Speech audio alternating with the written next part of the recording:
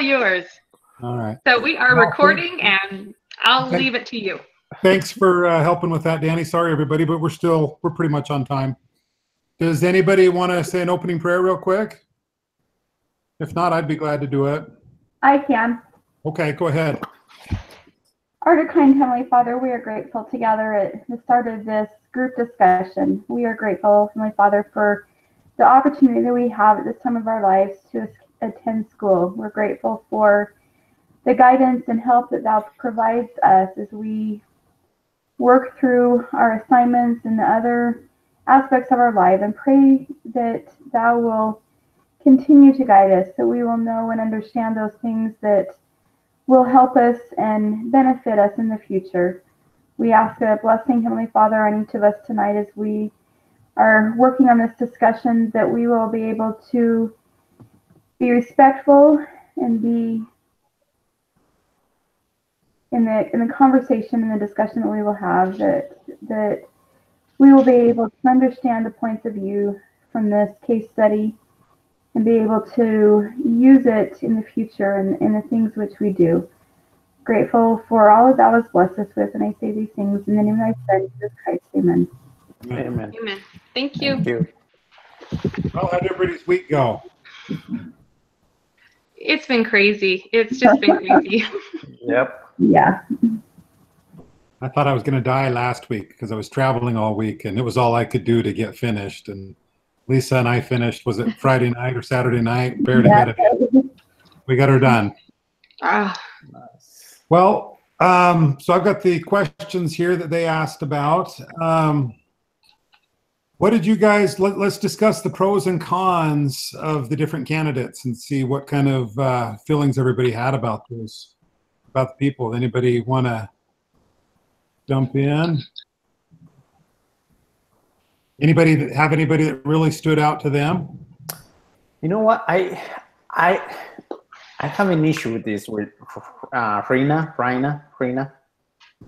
the coworker. You know, because it seems that he wasn't taking her as a good candidate. You know, and personally, that frustrates me. You know, I think companies should be able to train people where if anything happens to anybody in the company, you know, somebody can step into that position, you know, in the company. And then later on, you know, if you need to bring somebody else from outside the company, which that's going to happen, you can do that. But I guess my point is that as a company, you should be able to train everybody, you know, to a place where if you lose somebody, you're able to use that person in the company, you know, to replace the person who's leaving. So I think Rina I don't know. I didn't agree with what was going on with her. You know, I think she would have been a good candidate to take that place. Yes, I think she needed to learn more stuff, you know, but I think she could have done it. So. What did the rest of you guys think about Rina as a potential candidate? I thought, Ramon, I agree with you, but there is a time where other people are more qualified because they have a better education. So I think that over time that she could, you know, really fit that role, and she's probably a huge asset. But my thought was they probably need somebody in there that's been a little more educated and has a little more experience in this. I mean, she is a temporary Band-Aid, which is fabulous because she's obviously a huge asset. But I think right now they need somebody with more experience to kind of come in and take over Peter. And then, you know, I think they should still work with Rina and, you know, maybe educate her to where she's up to where she can be an analyst. I don't think they should cut her completely out because I think she's a huge asset. But I think they probably need somebody with, you know, a lot more experience and an education in this type of field. Instead of just, I think she's just maybe a supporter of a senior analyst. So that's kind of what I thought about Rina. Any other thoughts on Rina? I think I can see both points that have been made, both Danny and Ramon. For me, I think, and maybe I'm getting ahead or looking ahead a little more. I think you hire someone else, but you implement immediately a succession program or a training program, and that's not something they had there, at least something that wasn't noted. And I think that's the part that's missing for her to be able to move up, to get the training on what's involved. But she needs to have, as it has been expressed, some training and some additional experience. But that's got to be provided to her. It can't just be assumed that that's going to happen. That's a great point. Yep, I agree. One thing that I kind of picked up on it, because Ramon, I kind of feel the same way. I always like to see in-house people have an opportunity, but I think that these analyst positions for the top person are such big-time jobs. I think there's millions and millions of dollars on the line, and I think it affects the firm greatly. And I think partly it's name recognition is kind of what I got out of it. Yeah. And I just kind of got the feeling that Rhina did not bring any of that cachet that they needed for their clients. And I think it probably put them in a little bit of a bind. That's kind of what I got out of it. I still feel like Rhina still gets a bit of a promotion out of it. She still becomes a senior analyst, just not the analyst that's directly in charge of semiconductors. That's kind of what I got. But I don't know, any other thoughts on it? Well, yeah, like I was thinking, like I can also see both sides, and I think that like eventually she could have she has the potential to eventually move higher up, but until she kind of learns a little more, I think that having someone, especially with there's like a big company, like there's a time crunch going on, that they need someone that knows what they're doing right now. So like maybe eventually she could reach that point, but for that moment they need someone at that time to know what they're doing. Yeah. That's always hard when you're in-house and you don't get an opportunity for the job, but it sounded like it may work out for her in the long run. Like you say, Caitlin, she'll get a chance to hopefully, she gets a bit of a promotion now and continue to show what she can do, and hopefully things will work out. Do we want to, let's go through some of the other candidates. Anybody have some real strong feelings about anybody else? So I really liked, what was the gal's name? Not the Rena one. Oh, shoot. Sonia, yeah. Yeah, I liked her, and then Seth.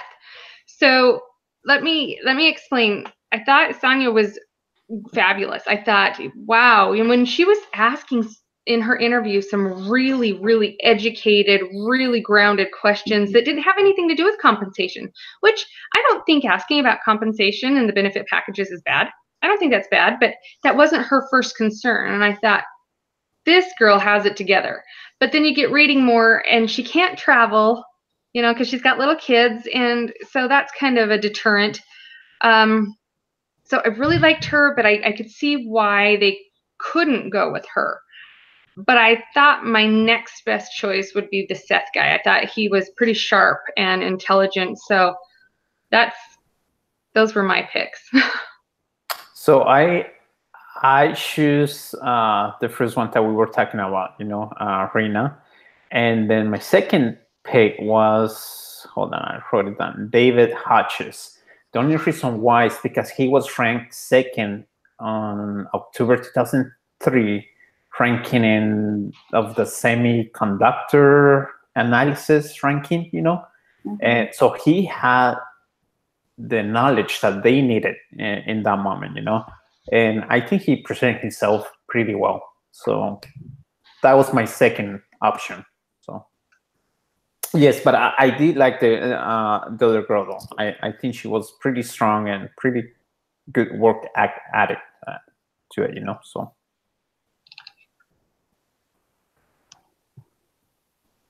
So my pick was, oh, sorry, go ahead, Lisa. No, go ahead.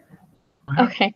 My top pick was the Sonia too. I don't like what you were saying, like she was asking questions about like the atmosphere of the work environment, and like that was where her first priority was there, and those around her, instead of just focusing on herself. So that was what kind of like initially made me really like her as a candidate. And I could see where like travel wise, they could see problems with that. But I mean, if she was willing to do the work and like learn what she needed to and do what she needed to do, maybe they could find a way to kind of compromise with the travel. And that's why I picked her. Awesome. Danny, who did you feel strongly about? Well, I liked her and that Seth. Lisa, who did you like? I actually put down David Hughes. Now, Really? so I feel like I'm the odd person out here. Let me kind of explain, and it goes back to my comment earlier about a succession plan. I've seen this, I guess, in opportunities that I've been on hiring teams at my current job, and there's something to be said about an individual that can immediately help the team succeed, but at the same time provide the assistance to help the others that are there that need the experience and to provide that mentorship. And I didn't see that with the other candidates. And I like Sonia, but I think the other two, Seth and Gerald, had a little bit too much confidence in maybe almost cockiness, I guess. And so I felt like they were just really in it for the money instead of, which is not a bad thing, don't get me wrong, but there's an element where that can really get in the way of really guiding and helping to direct the work that needs to be done in a way that everybody wants to be a part of it and not turn against each other. And I guess I saw that more in David because of his experience and the opportunities that he's had, that he could help the other members of his team. That's interesting. Well, I'll share my thoughts. I was probably 90% towards Sonia. I just, for all the reasons you guys mentioned, she seemed the most serious about it. I liked her questions. One thing that you guys haven't mentioned that really stood out to me is she worked at a little small, they kept calling it a boutique in Connecticut. I don't think anybody in those big financial markets that are doing a lot of trading values what people in Connecticut think. I mean, it's all about Wall Street. And I look at how successful she was able to be at that firm doing it all by herself. And to me, I just think, man, with the skill set she seems to have, for her to go to a Wall Street firm, I think she would just really knock it out of the park there. Personally, my second was probably Seth. A little concerned about him. It seemed like he was a little bit of a slow developer, but seems to be on a real upward trajectory right now.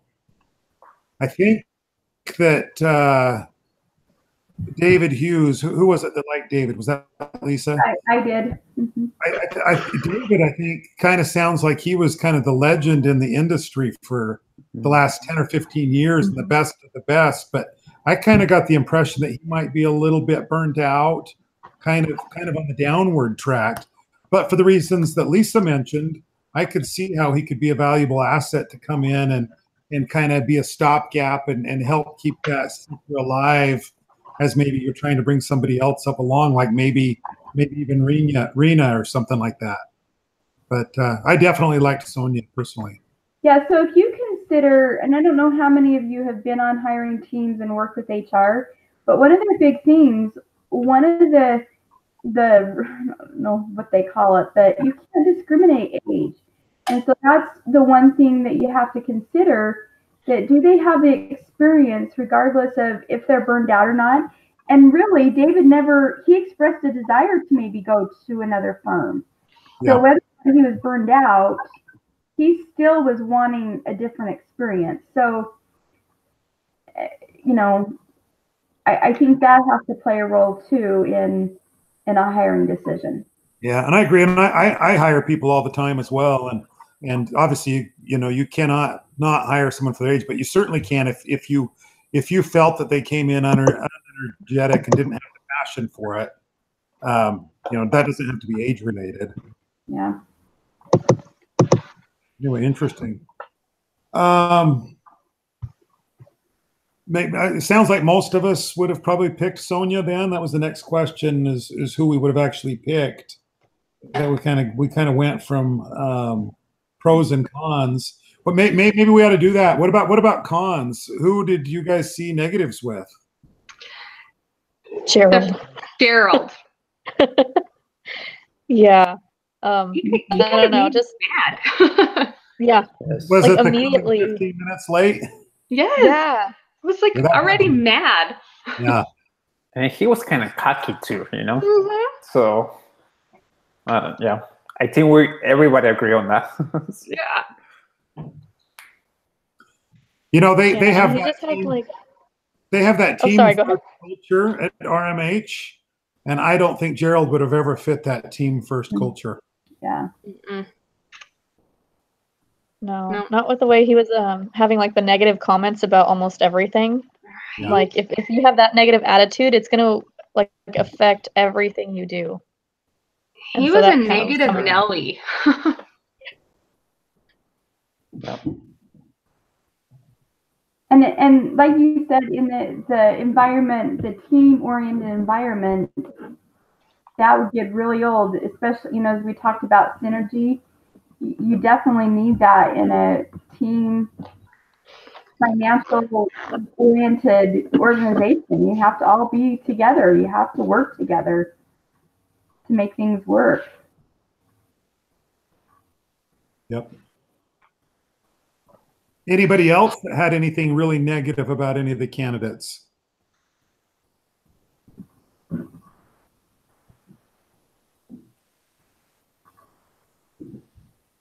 I thought several of them came across, I think it's come up already, but they came across a little bit arrogant.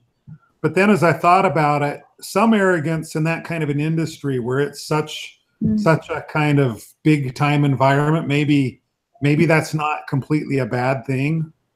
Does that make sense? Yes, that's what I was going to say. I work in the finance industry. I mean, obviously I'm not on Wall Street, but I can't imagine being successful. I mean, I bet a lot of them there have huge egos. So then if you have just a little ego, then you actually might be grounded. But I'm sure that there is a lot of competition, and so when you are a riser in that competition, I'm sure that you would deal with a lot of ego.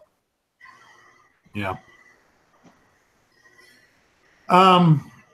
Did any of you guys look at the salary chart that was listed for the group leader?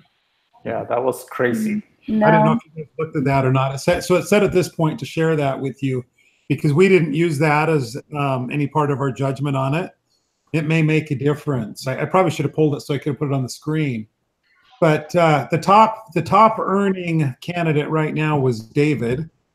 Anybody that hasn't looked at it, what do you guys think David makes? Just for a guess. I'm just out of curiosity. I was gonna say, but I know how much he makes because I'm looking at it. So I just looked at it and I'm like, holy moly, I am in the wrong business. You're in the financial industry. Just go to Wall Street. The wrong side. Oh my gosh. 3 million. And then you go all the way down to Rena that just makes 0.3 million. which is not bad. But Sonia's 0.4 million. Seth is 0.7 million. Gerald 0.9 million. And then to retain them, it looks like each one of them would probably get about a $300,000 raise. except for Rena, I guess. Except for Rena, she's kind. I think that 0.3 is what they raised her to when they gave her that new position already. Oh, okay. Wow. Wow. So does it say what experience gives you, or does that say that that's what they feel that position is worth, not the person, but the position? I think it's a little bit of both, and I think that they've got to. I think they're taking into consideration what the person already makes. Right. And I think David, David has a lot of knowledge on that area. If we go back and read his background, so, and that's why he makes this too much money here. So. Yeah, and that kind of leads into one of the other questions that's on here. Did you guys read the rankings of each person where they fell? Yeah. On that, there's a schedule in the meeting that talks about where each one of them come. All of them are like top people on, which is big. But the guy that they lost, and I thought this was an important point, Peter, I think, was actually ranked number 2 or number 3. So, I mean, he was a big time loss to the firm. And the question was, should Stephen have let Peter go, or should he have done what it would have taken to keep him? He didn't give us a whole lot of information maybe on Peter, but, he definitely came with that, the clout and the importance and name recognition that they're looking for. So, go ahead. I think you have to consider the relationship that Peter and Stephen had. Did they have a good boss employee relationship that they could be friends with each other and have a discussion that didn't get, well, then I'm just, going to leave if you don't appreciate what I do. He obviously wanted to leave because he sought out another position. So I think it begs the question, were there issues beforehand that started this ball rolling for Peter to leave? Did something happen that forced his hand to leave? Yeah, Stephen didn't seem to put a lot of consideration into trying to keep him, did he? No. Which I was kind of surprised about that, because I was like, if he's one of the top leaders in that industry, in his position, I would be trying to, hey, you know what? I'll give you more money. I'll give you more benefits for you to stay in the company, but I don't know. So that's kind of how I feel too. I wonder if there was an underlying issue, because it's going to cost them probably, it's going to cost them more money to try and replace him than probably if it would have in the beginning. Obviously, there's going to be additional costs then to keep him. And then you're, wondering whether you can find somebody that was as competent as he is and as knowledgeable as he is. So I kind of feel like there was probably some underlying issues as to why he was just so easily, let go, that they didn't fight for him. I wonder, one thing that crossed my mind is that might open Pandora's box when one employee says, I'm leaving unless you can match or beat this other offer. And what happens to every junior partner and assistant and other senior partner? Everybody wants in it. And now it's gone from, you pay one guy, $200,000 or $300,000 more, but now you're paying everybody that much more. That might have been part of it too. That's a good point. Yeah. Like in the case, it says, Stephen examined how much money Peter generated and could legitimately raise the compensation for Peter. So, logically he could have done it, but then it says he devised a backup plan, but it doesn't give any explanation as to why he devised the backup plan. Yeah, I felt it was vague. And I'm like, Yeah. Yeah, something's missing in that area. Yeah. Let's see. This question, I think we've maybe kind of answered it, but maybe it's an opportunity to discuss it just a little bit more. But what do you think about Stephen giving Rena a permanent offer? It sounds like most of us are probably leaning to go a different way. Any of you guys have any other arguments as to why maybe he ought to give Rena, now that you've seen the salary information, does that change your thoughts at all about him hiring Rena, full time on this in this position? It doesn't for me, but I think it's because I just am not sure that she's there yet. And I know how it is to have somebody that you want in a position, but they're just not getting it. And then you spend a lot of extra time trying to train them and trying to fix mistakes. And I don't want to see her let go, and because I think she could get there, but I just don't feel like she's there yet. But do you guys think that it's, let's say that she's not into that point yet, okay? Do you think it's her fault or the company's fault by not having, like Lisa was saying, you know, a program where they can help their employees, you know, to progress, to learn the things, whatever it's going on in the company, you know?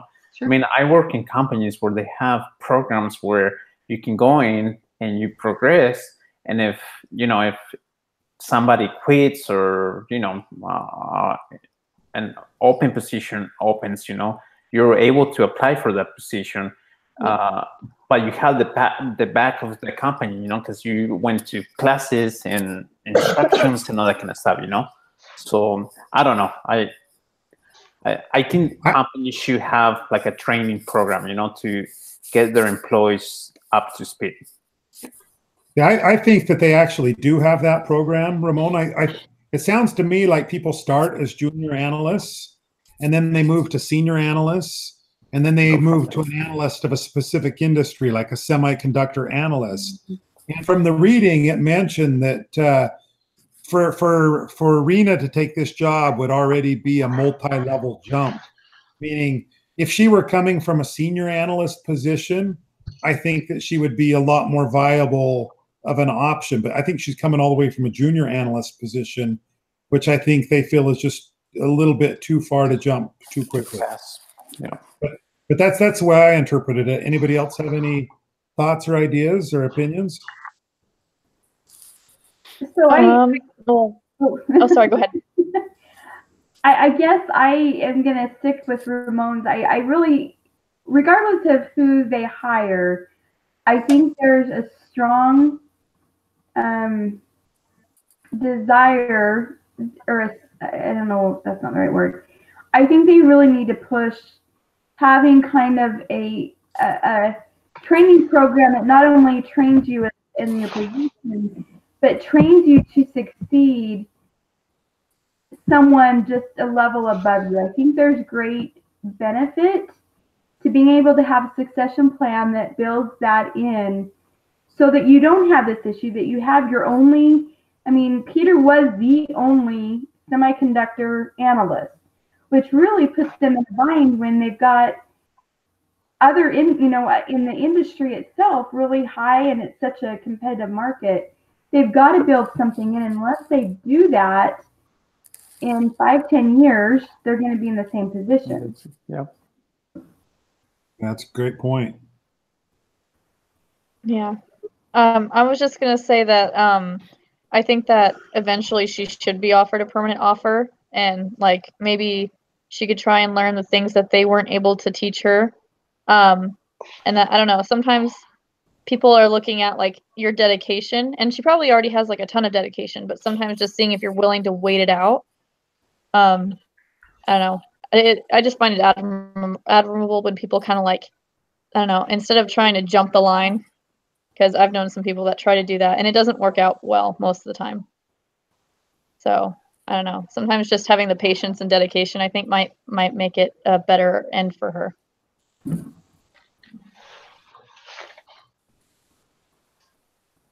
Is she hungry for the position, or is she just biding her time until something else comes up?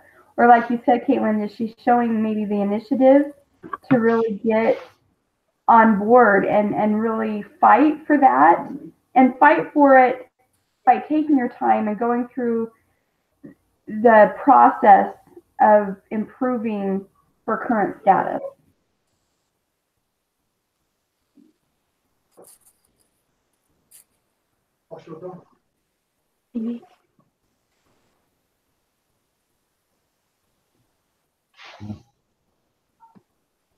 Any other thoughts?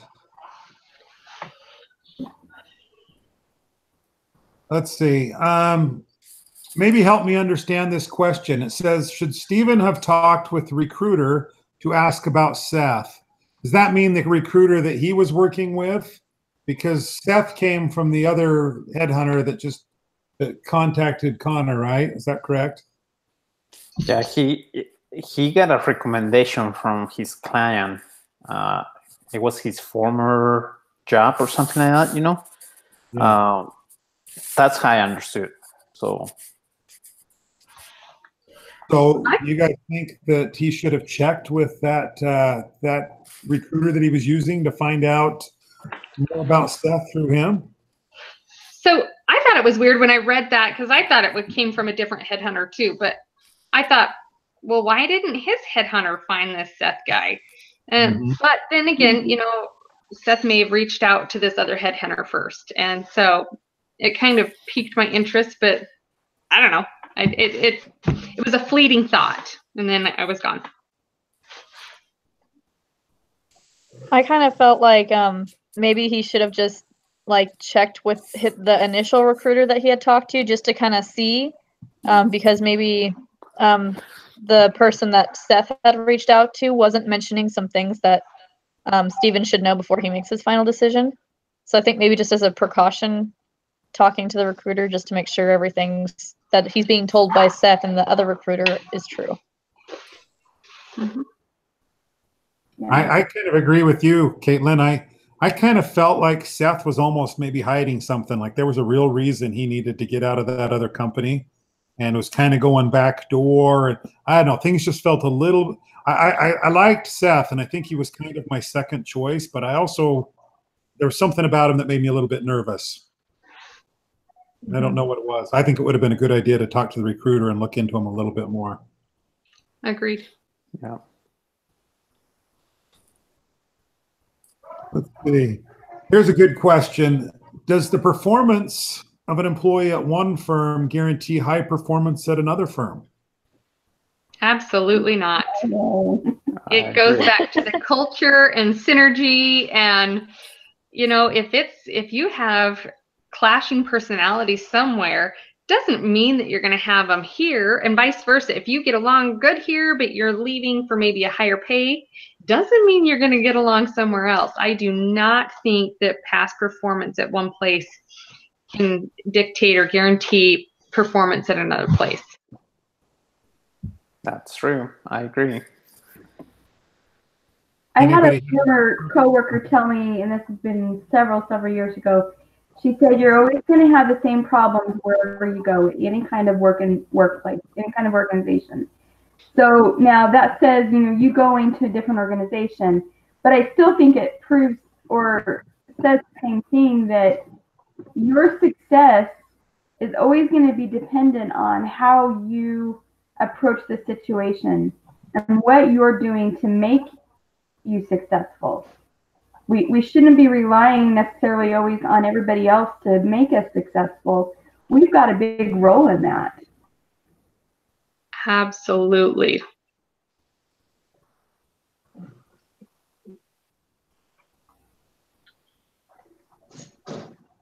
Let's see. The last question that they've got on here, and maybe you guys can help me on this one too, is discuss the types of human capital.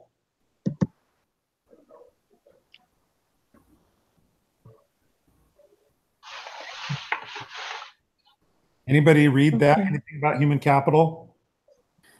It says refer to general human capital and transferability as needed.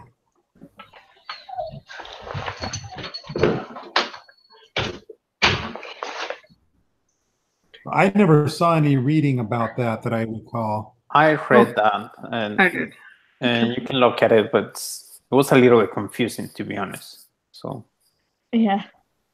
So I wonder if this would be like a relationship human capital. Let me read it. Is that portion of managers' effectiveness stemming from established relationships that other team members or colleagues? Moving with other team members or colleagues can help general managers achieve a high level of performance at a new firm. Solo movers need to create a new network of effective relationship and social capital in their new firms, which they can only do over time. Well, and so it talks about kind of just general abilities that an individual has that goes with them wherever they are. that those things can always travel with you, where you've got the other things that are so specific that it's harder for those to travel from point A to point B. It's as it says that it's knowledge about routines, procedures, corporate culture, things like that that are unique to a company. It's harder. And so those things are really hard to, those are things that you learn on the job, but the other things like being able to work with people, decision-making, leadership, those kinds of things are all really general that anybody should know and learn that goes with them, and then they can learn on the job specific to the culture or the environment that they're in. There it is. Yep. So it's basically the potential of everybody can have in specific job, right? I mean, if I get hired by a bank, it's the potential that I have to grow in the company, to bring my ideas and my work skills. Yeah, you're gonna learn things on a job, but you always have things that you just take with you from job to job that are generic and the same things that every organization requires. Mm-hmm. Gotcha.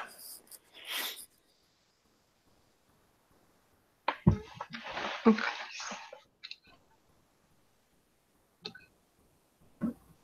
Any other thoughts on human capital? Or any other thoughts on the case study at all that we haven't addressed? Anybody glean any points from this reading that they thought were important that we haven't talked about? So I want to ask the question, if you've been a part of a hiring, did it, and maybe it's just the environment that I'm in, and it seemed weird that he did one-on-one interviews and then did kind of team interviews. Is that a normal outside of my work environment? Well, I thought it was a little bit weird that he went from such an informal, just a quick lunch interview, and it sounds like the second interviews were actually 1 or 2 days. Right. On-site meeting with everybody. I mean, that it seemed like it went from one extreme to the other. I just think they should have been flopped, I guess. That you have your 2 days of here's our culture, here's what we're all about, and then, hey, we're going to meet with the director and we're going to talk more specific. Mm-hmm.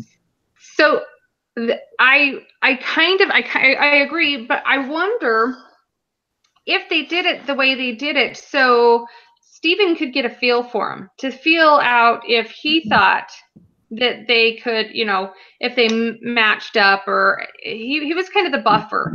And then he probably would have narrowed them down and then brought those in to meet the team, see how they interact. And I kind of wonder if he was like trying to weed them out at first.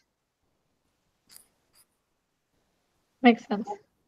Yeah, I've seen that in other companies, you know, where they do that. They, you know, they interview one-on-one, and then they're like, okay, you can be good in our company. We're gonna bring you back, and you can talk to management and all that. Yeah. So it didn't seem weird to me when I saw that, you know, because I've seen it before. So, but that's just me. Yep.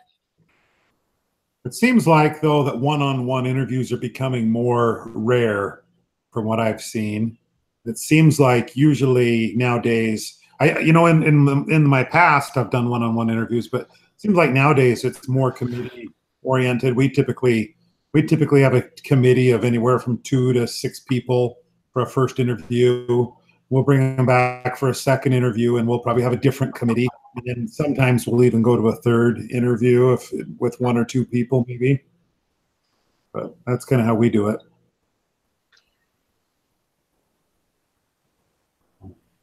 Any other thoughts or things that we ought to discuss from the case study?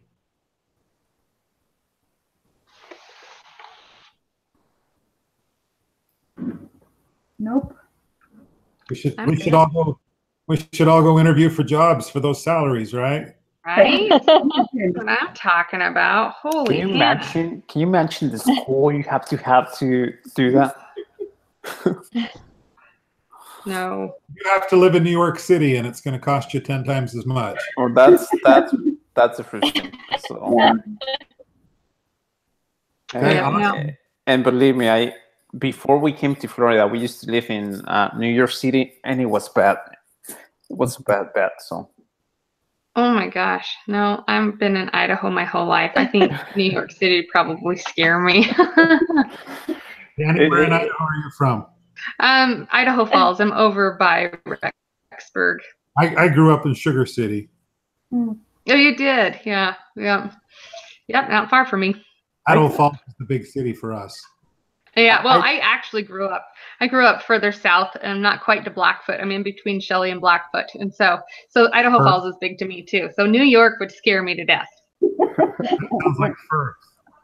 Yes, that's Firth. Yeah, that's where I grew up, where I graduated. Well, thanks. I thought you were from California, Danny. No, that would scare me too. I drove through Salt Lake this weekend and I was like, oh my gosh, there's so much traffic. So, all right. Well, you guys, it was great. Thanks for taking care of the recording. Not a problem. I'm happy to do it. And I'll go ahead and post it right now. Perfect. Okay. Who's doing it next week? Who's in charge for next week? I think it's me. Caitlin. Okay. Yeah. Let's see if I can do it. Okay. Well, let me know if you need help. I'm happy to jump in. Okay. Perfect. Thanks. I'll try it and I'll let you know. Good night, you guys. Thank you guys. Have a great night. Bye. Thanks. Bye.